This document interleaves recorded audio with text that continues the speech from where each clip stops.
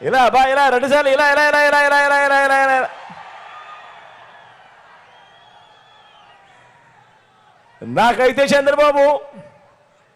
నాకైతే చంద్రబాబు ఎన్నికలకు ముందు మాత్రమే మేనిఫెస్టో చూపిస్తాడు, కానీ ఎన్నికలు అయిపోయిన తర్వాత మేనిఫెస్టో మాత్రం చూపించడు.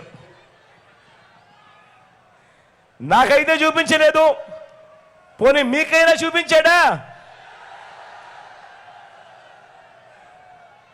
అసలు మేనిఫెస్టో కాపీలైనా చూపించే దమ్ము, ధైర్యం, నిబద్ధత నీకుందా చంద్రబాబు అని అడుగుతా ఉన్నాను.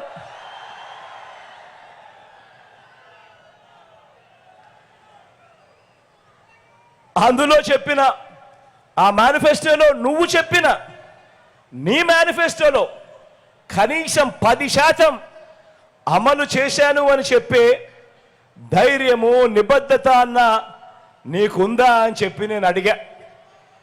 నాకు సమాధానం చెప్పటం లేదు. పోనీ మీకైనా సమాధానం చెప్పాడా అని అడుగుతా ఉన్నా. పోనీ ఇంకో ప్రశ్న కూడా ఇదే పెద్ద మనిషి చంద్రబాబు నాయుడిని అడిగా.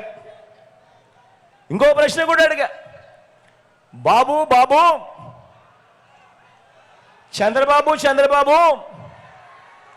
3 సార్లు ముఖ్యమంత్రి అని చెప్పుకుంటావు, 14 ఏళ్ళు ముఖ్యమంత్రిగా పరిపాలన చేశానని కూడా చెప్పుకుంటావు. మరి ముఖ్యమంత్రి అయిన మీరు, 14 ఏళ్ళు ముఖ్యమంత్రిగా చేసిన మీరు నిజంగా మీ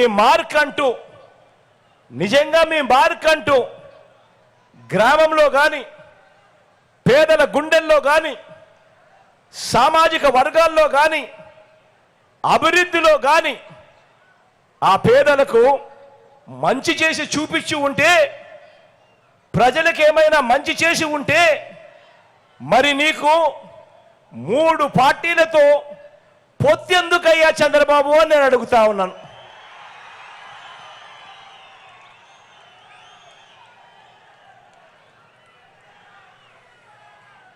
సిద్ధం సభల నుంచి ఇదే ప్రశ్న అడిగా. మీ అందరి ముందు అడిగా. మరి చంద్రబాబు నాయుడు గారు దీనికైనా సమాధానం ఇస్తున్నాడా అంటే నాకైతే ఇవ్వలేదు. మరి మీకేమైనా ఇచ్చాడా అని అడుగుతా ఉన్నాను.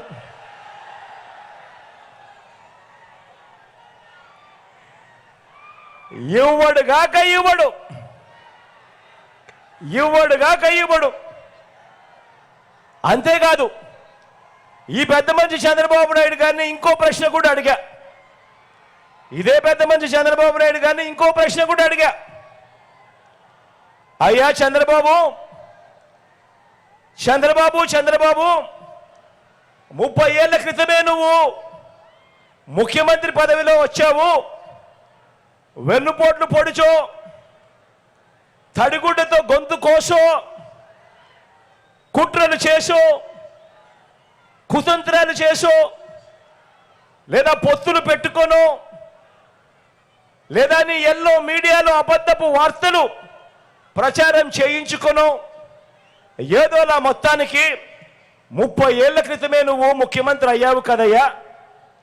మరి 30 ఏళ్ల క్రితమే ముఖ్యమంత్రి అయ్యావు, 14 ఏళ్ళు మోసాలతోనూ వెన్నుపోట్లతోనూ ముఖ్యమంత్రిగా చేసి కూడా ప్రజల ముందు నిలబడినప్పుడు, ఓటు నువ్వు అడిగేటప్పుడు పేదలకు ఈ మంచి నేను చేశాను కాబట్టి నా గతాన్ని చూసి నాకు ఓటు వేయండి అని చెప్పకుండా, ఇప్పటికీ కూడా ఎన్నికలు ఎప్పుడొచ్చినా కూడా పేదలకు తాను గతంలో ఇది చేశాను, ఈ చేసిన దానికి నాకు ఓట్లు వేయండి అని చెప్పి ఈ పెద్ద మనిషి అడగడు.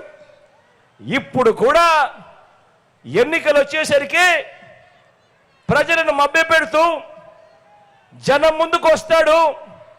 నేను అది చేస్తాను, నేను ఇది ఇస్తాను అని తన గతం గురించి చెప్పడు. కానీ ప్రజలను మభ్యపెట్టే కార్యక్రమంగా నాకు ఓటేస్తే నేను కేజీ బంగారం ఇస్తాను, నాకు ఓటేస్తే నేను ఇంటింటికి బెంజ్ కారు కొనిస్తాను, నాకు ఓటు వేస్తే ముఖ్యమైన హామీలు ఇస్తాను, నాకు ఓటు వస్తే సూపర్ 6 సూపర్ 7 అని ఇలాంటివి మాట్లాడతాడే కానీ నేను ముఖ్యమంత్రిగా 14 ఏళ్ళు పరిపాలన చేశాను.